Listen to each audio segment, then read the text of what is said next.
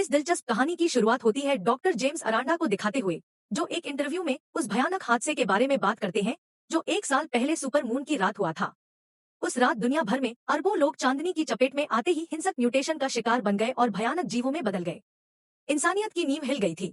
लेकिन असली डर इस बात का है कि यह घटना दोबारा होने वाली है। एक और सुपर मून अब आने ही वाला है।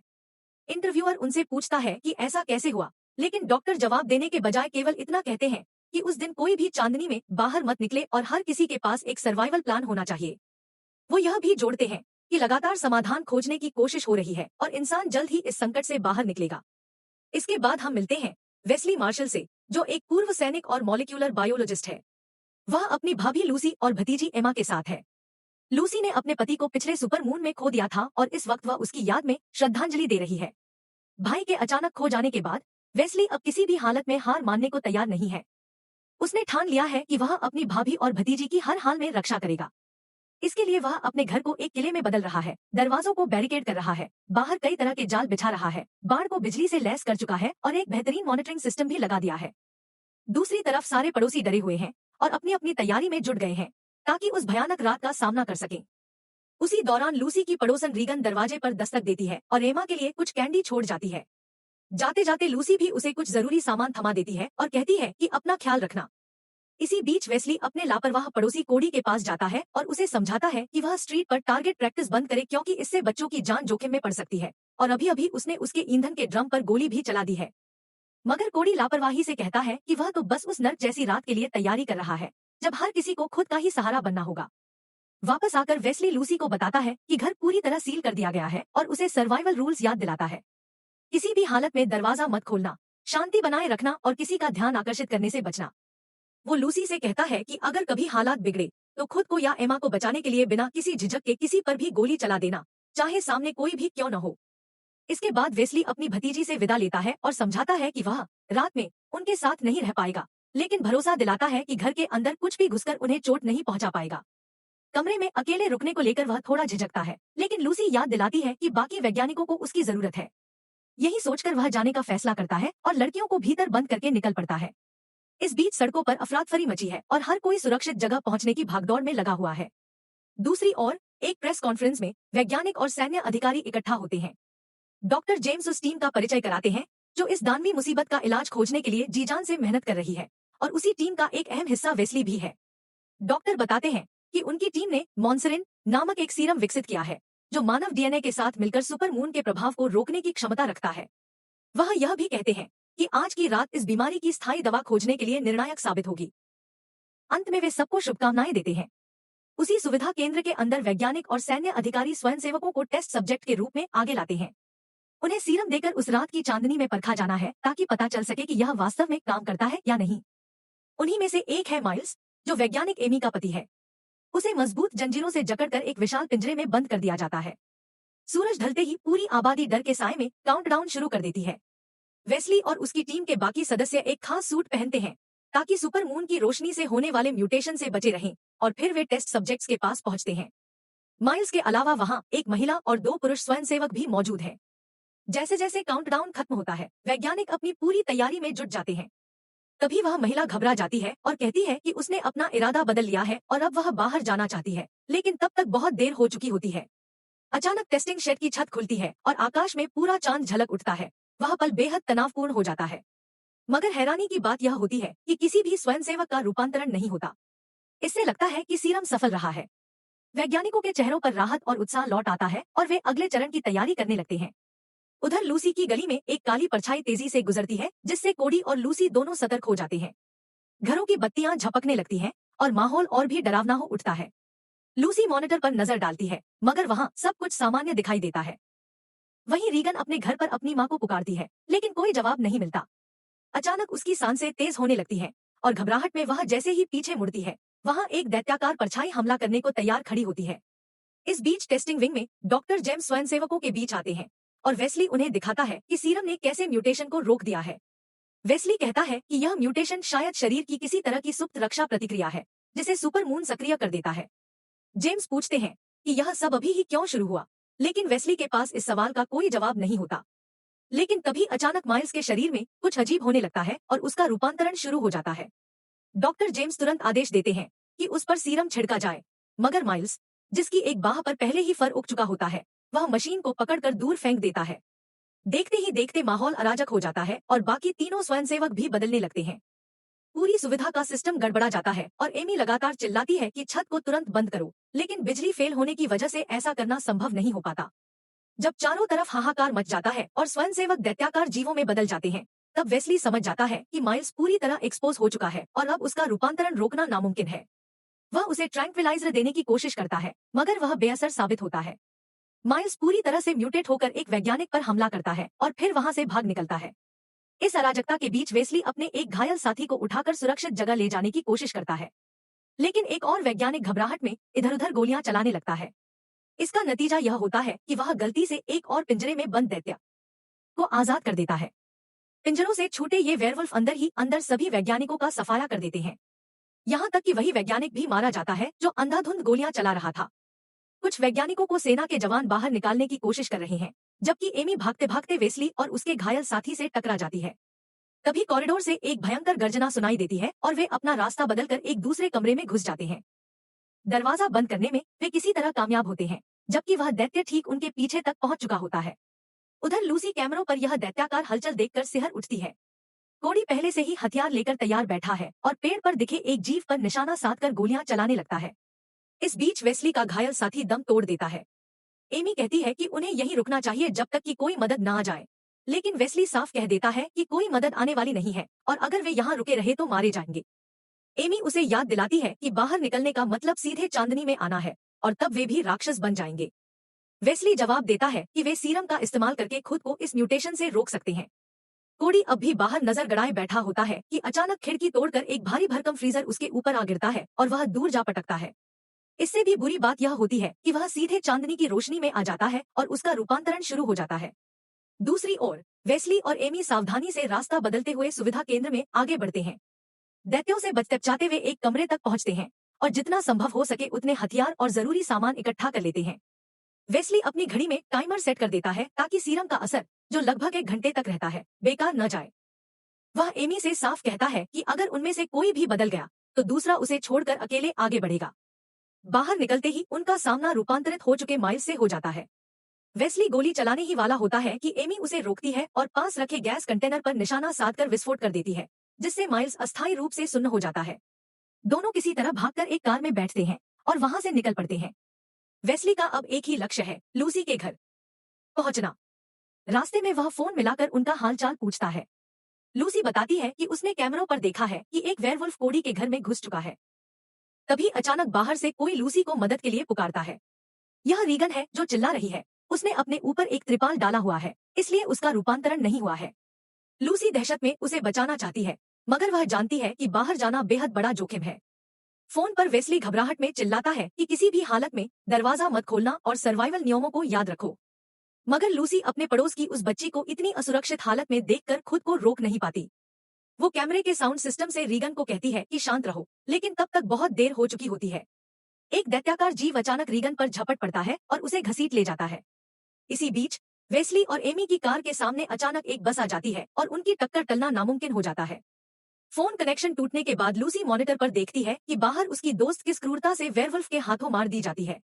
बाहर खड़ा वह राक्षस एक भयानक गर्जना करता है, जिससे लूसी और एमा की रूह कांप उठती है।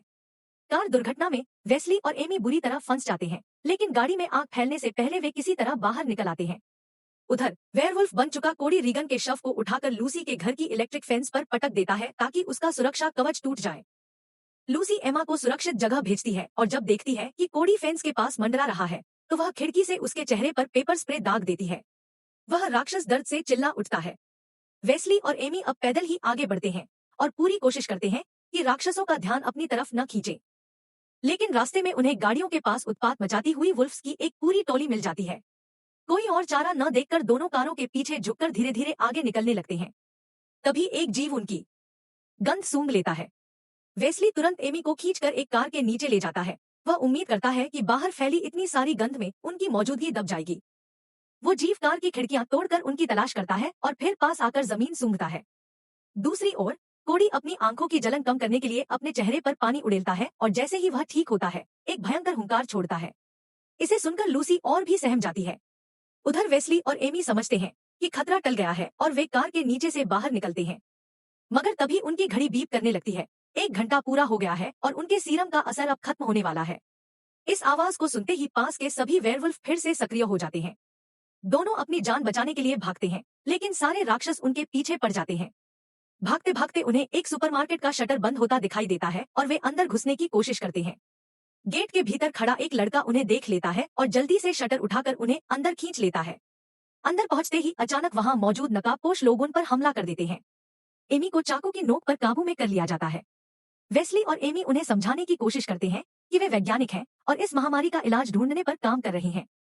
मगर उनमें से एक नकाबपोश कहता है कि इसका कोई इलाज नहीं है और पूछता है कि उन्हें उन बाहर खड़े राक्षसों के हवाले क्यों न कर दिया जाए। वेस्ली साफ कह देता है कि वह बस अपने परिवार तक पहुंचना चाहता है और इसके लिए उसे सुपरमार्केट के नीचे बनी टनल्स का इस्तेमाल करना होगा। कुछ सोचने के बाद वह मुखौटाधारी उन्हें टनल के दरवाजे तक ले जाने को तैयार हो जाता है, मगर चेतावनी देता है कि आगे का रास्ता उन्हें खुद ही तय करना होगा। उसी वक्त लूसी कैमरों पर देखती है कि बाहर की गली अब पूरी तरह से दैत्यों से भर गई है। ये जीव अब यूं ही इधर उधर भटक नहीं रहे, बल्कि संगठित होकर कुछ बड़ा करने की तैयारी में दिख रहे हैं। वेस्ली और एमी धीरे धीरे टनल में आगे बढ़ते हैं। रास्ते में एक भारी गेट बंद मिलता है तो वेस्ली उसे गोली मारकर तोड़ने की तैयारी करता है, लेकिन इससे पहले ही पीछे से एक दैत्याकार जीव उन पर झपट पड़ता है। अब उनके पास केवल लड़ने का ही विकल्प बचता है। इससे पहले कि वे गोली चला पाते, वह राक्षस पूरी ताकत से उन पर टूट पड़ता है। वह गेट तोड़कर उन्हें जमीन पर पटक देता है। इस टक्कर से एमी बेहोश हो जाती है।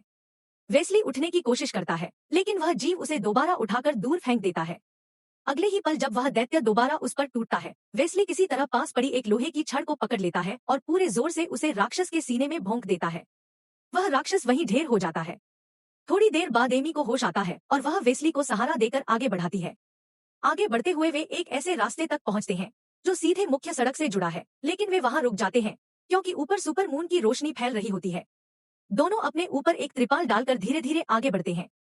पास की एक दुकान में घुसते ही गलती से अलार्म बज जाता है, जिसे वे तुरंत बंद कर देते हैं क्योंकि वे जानते हैं कि यह आवाज दैत्यों के लिए सीधे खाने का न्योता है। उनके पास सीरम की एक और डोज बची है, लेकिन वह बहुत गर्म है, इसलिए उसे फ्रीजर में रखकर ठंडा करना पड़ेगा। यही वजह थी कि वे उस दुकान के अंदर घुसे थे। उधर लूसी के घर पर इलेक्ट्रिक फेंस अभी भी काम कर रहा है, जिससे थोड़ी सुरक्षा बनी हुई है। राक्षस बाहर मंडराते तो हैं, लेकिन फेंस को पार नहीं कर पाते। तभी वे सुरक्षा कैमरों को एक एक करके तोड़ना शुरू कर देते हैं और अब केवल 2 कैमरे ही बचते हैं। लूसी अब लगभग अंधी हो चुकी होती है क्योंकि उसे बाहर का कुछ नहीं दिख रहा। सीरम के ठंडा होने का इंतजार करते हुए वेस्ली एमी से कबूल करता है कि वह हमेशा अपने मिशनों के सिलसिले में दुनिया भर में व्यस्त रहा और उसे परिवार बनाने का कभी समय ही नहीं मिला। लेकिन अपने भाई की मौत के बाद उसे लगता है कि इस परिवार की सारी जिम्मेदारी अब उसी की है। फिर भी उसे डर है कि कहीं वह उन्हें सही तरीके से सुरक्षित नहीं रख पा रहा। एमी उसे ढांढस बंधाती है कि वह अपनी पूरी कोशिश कर रहा है और इस वक्त यही सबसे ज्यादा मायने रखता है। इससे उन्हें तैयारी के लिए थोड़ी और मोहलत मिल जाती है।